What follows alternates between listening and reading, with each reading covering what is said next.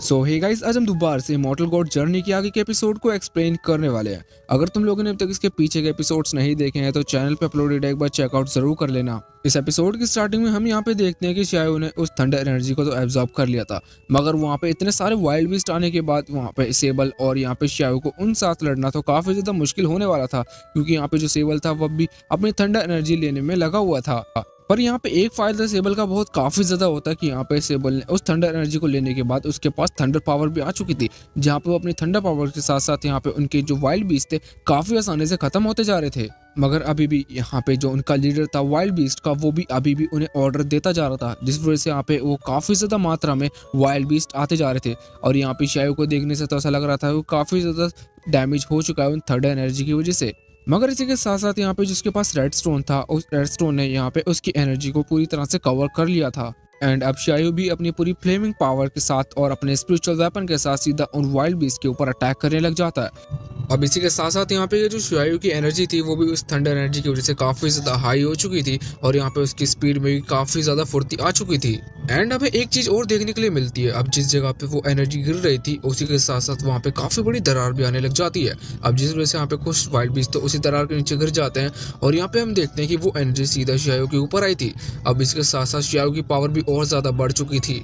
शायू ने तो अपने कुछ ही पंचेस में यहाँ पे काफी हद तक जितने भी वाइल्ड बीस्ट थे काफी बुरी तरह से पीछे पछाड़ दिए थे। और वहीं हम दूसरी तरफ देखते हैं कि जो सेबल था वो उस ड्रैगन के सामने आ चुका था जिससे उन्हें मुकाबला करना था, जो कि हेवन ड्रैगन होता है। अगर यहाँ पे सेबल उस हेवन ड्रैगन से जीत जाता है तो उसके पास पूरी तरह से उस थंडर ट्रिबुलेशन की पावर आ जाती। और दूसरी तरफ यहाँ पे हम देखते हैं कि वो वाइल्ड बीस्ट भी काफी बुरी तरह से शायू को काफी ज्यादा डैमेज करते जा रहे थे। अभी शायू ने सोच लिया था अब तो पूरी तरह से इन वाइल्ड बीस्ट के साथ लड़ाई लेनी ही है। अब जैसे जैसे शायू आगे बढ़ता जा रहा था तो वहाँ पे शायू की जो थंडर हेवन एनर्जी थी वो भी नीचे आ चुकी थी, और जिस जगह पे यहाँ पे हम देखते हैं कि वो वाइल्ड बीस्ट भी शायू के ऊपर अटैक कर देता है, और यहाँ पे उस अटैक की वजह से शायू पीछे आने लग जाता है हवा में।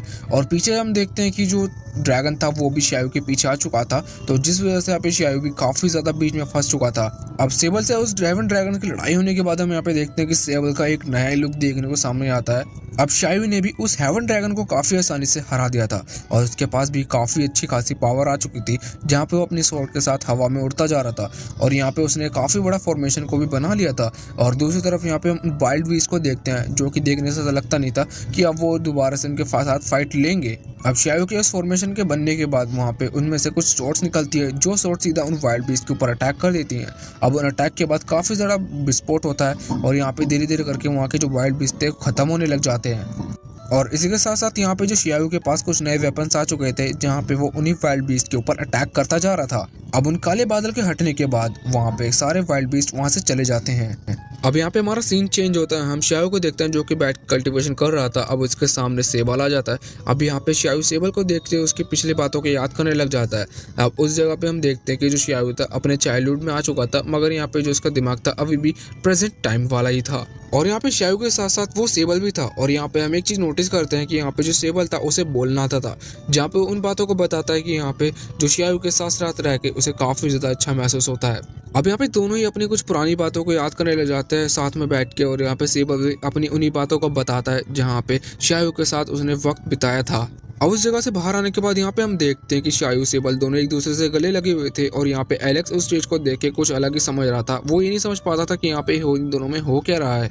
एंड दोबारा से यहाँ पे जो शायू था वो कल्टीवेशन करने लग जाता है। अब कल्टीवेशन करते करते वो ये चीज सोच रहा था कि क्या मैं स्टेलर ट्रांसफॉर्मेशन की कल्टीवेशन को पूरी तरह से कंप्लीट कर भी पाऊंगा। अब वो इतना सोच के उसी ट्रांसफॉर्मेशन के साथ साथ कल्टीवेशन करने लग जाता है, मगर यहाँ पे वो बार बार फेल होता जा रहा था, क्योंकि यहाँ पे जो कल्टीवेशन उस चीज की करना काफी ज्यादा नामुमकिन साबित होती जा रही थी। और वहीं दूसरी तरफ यहाँ पे जो सेबल था वो भी अपने कुछ नए मूव्स को ट्राई करता है, जो कि उसके पास नए नए फॉर्मेशन टाइप के आ चुके थे। एंड फिर यहाँ पे हम देखते हैं कि शायू काफी बार ट्राई करने के बाद फेल भी होता जा रहा था। अब उतनी देर में वहाँ की जो उनकी एनर्जी थी, जो कि स्टेलर ट्रांसफॉर्मेशन की दूर होती जा रही थी, अब वो धीरे धीरे करके वो एनर्जी दोबारा से शायू के पास एक सर्कल रूप में बनती जाती है।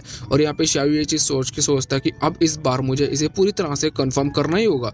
अब वो काफी पोलाइटली यहाँ पे उस कल्टीवेशन को दोबारा से स्टार्ट कर देता है। अब यहाँ पे उसकी कल्टीवेशन खत्म होने के बाद वो अपने आप को देखता है कि उसे ऐसा महसूस नहीं हो रहा था कि यहाँ पे उसने कोई कल्टीवेशन करी है, उससे कोई पावर्स भी बढ़ी है।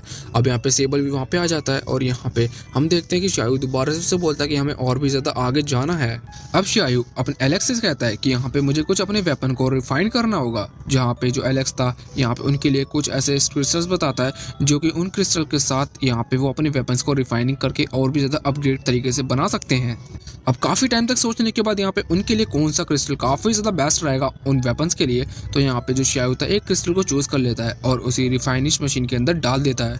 अब शायू सेबल यहाँ पे उस पिरामिड से बाहर आ जाते हैं और यहाँ पे हम देखते हैं कि जो उसकी रिंग थी वो उस पिरामिड को छोटा करके उन्हीं के पास ला देती है। और यहाँ पे शायू ये चीज़ देख के काफ़ी ज़्यादा हैरान हो जाता है। वो यही सोचता है कि ये काफ़ी सही तरीका है जहाँ पे हम कहीं पे भी जाके इस पिरामिड को उस जगह प्लेस कर सकते हैं। और इतना क्या कि वो दोनों ही वहाँ से चलने लग जाते हैं।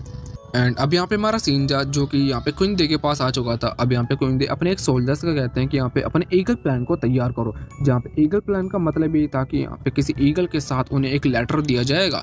यहाँ पे ईगल या फिर कोई और बर्ड भी हो सकती है। अब इसके साथ साथ यहाँ पे हमें देखने को लग रहा था कि धीरे धीरे करके वहाँ के उस जगह को अपने अंडर लेना चाह रहे थे। फिर हमें एक नरेटर वॉइस बताते हैं कि यहाँ पे जो क्वीन डे थे धीरे धीरे करके उन जगह के जाके फाइट लेने के बाद उस जगह को अपने अंडर लेते ही जा रहे थे। और यहाँ पे हम देखते हैं कि धीरे धीरे करके उनने अपनी बहुत सारी जगह को अपने आप बना लिया था। और इस चीज़ को यहाँ पे जो फर्स्ट प्रिंस और सेकंड प्रिंस जो कि उनके लिए काफ़ी ज़्यादा बेनिफिट साबित हो रहे थे, क्योंकि वही काफ़ी ज़्यादा उनके जो सोल्जर्स थे उन्हें कंट्रोल करते जा रहे थे। और इसी के साथ हमारा ये एपिसोड भी यहीं पे ख़त्म हो जाता है।